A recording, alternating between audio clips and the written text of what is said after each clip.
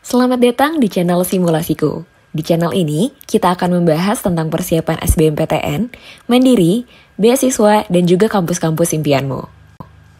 Halo, apa kabar nih teman-teman semuanya? Wah, udah masuk di semester baru ini, pasti teman-teman udah mulai semangat lagi nih untuk kembali belajar dan mengejar prestasi baru di sekolah. Untuk kamu kelas 12, gimana?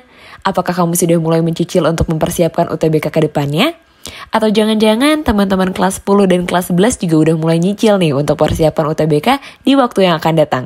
Nah, biar persiapan UTBK-nya lebih mantap lagi, teman-teman tahu nggak sih kalau ada beberapa teknik belajar yang bisa teman-teman terapkan biar belajarnya lebih semangat?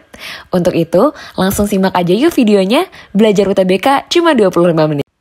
Tapi sebelum lanjut menonton, jangan lupa subscribe, like, dan juga berikan komentar ya.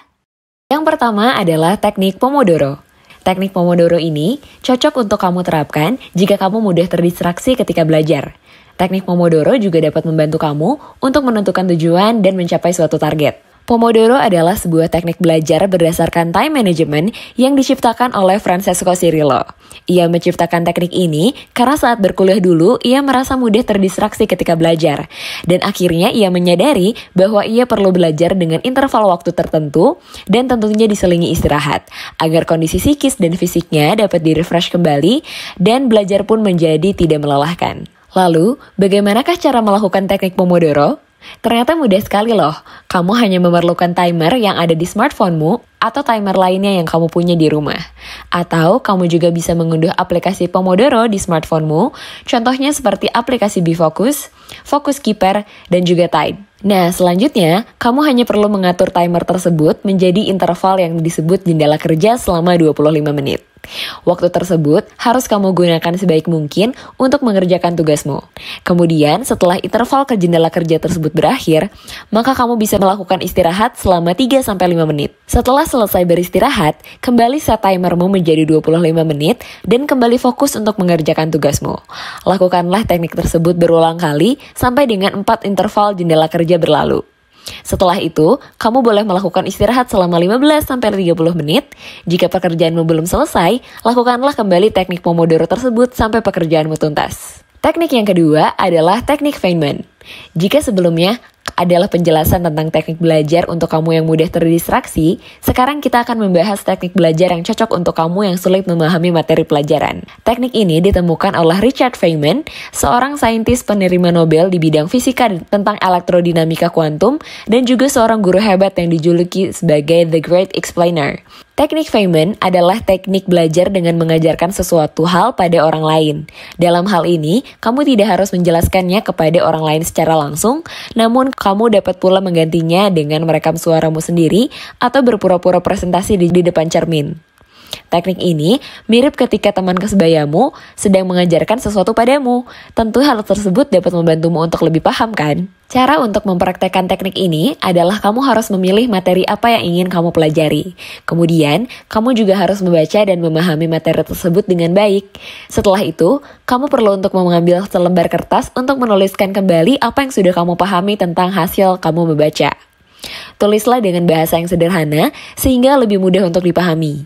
Setelah itu, kamu bisa mencoba untuk merekam suaramu sendiri atau berpura-pura presentasi di depan cermin. Jika saat kamu menjelaskan masih ada materi yang belum kamu kuasai, kamu berarti perlu untuk mempelajari materi tersebut lebih dalam lagi.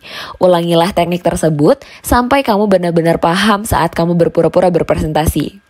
Untuk lebih menguji pemahamanmu, kamu juga bisa mencoba untuk benar-benar menjelaskannya pada temanmu secara langsung. Teknik belajar yang terakhir adalah teknik SQ3R. SQ3R merupakan singkatan dari survey, question, read, recite, dan review. Teknik ini dianggap efektif untuk kamu yang ingin mempelajari materi dalam buku teks.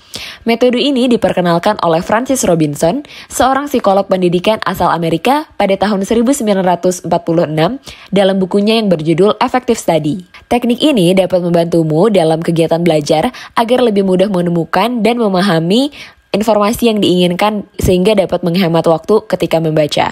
Lalu, bagaimanakah cara menerapkan teknik SQ3R? Langkah pertama yang harus kamu lakukan adalah survei. Survei di sini berarti menelaah secara sepintas terhadap keseluruhan isi teks. Tujuannya adalah untuk memperoleh gambaran umum dari isi yang terkandung dalam materi tersebut.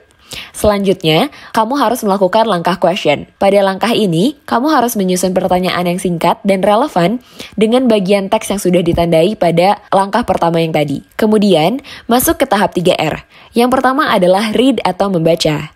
Pada langkah ini, tugasmu adalah membaca secara aktif untuk mencari jawaban atas pertanyaan yang sudah kamu susun sebelumnya.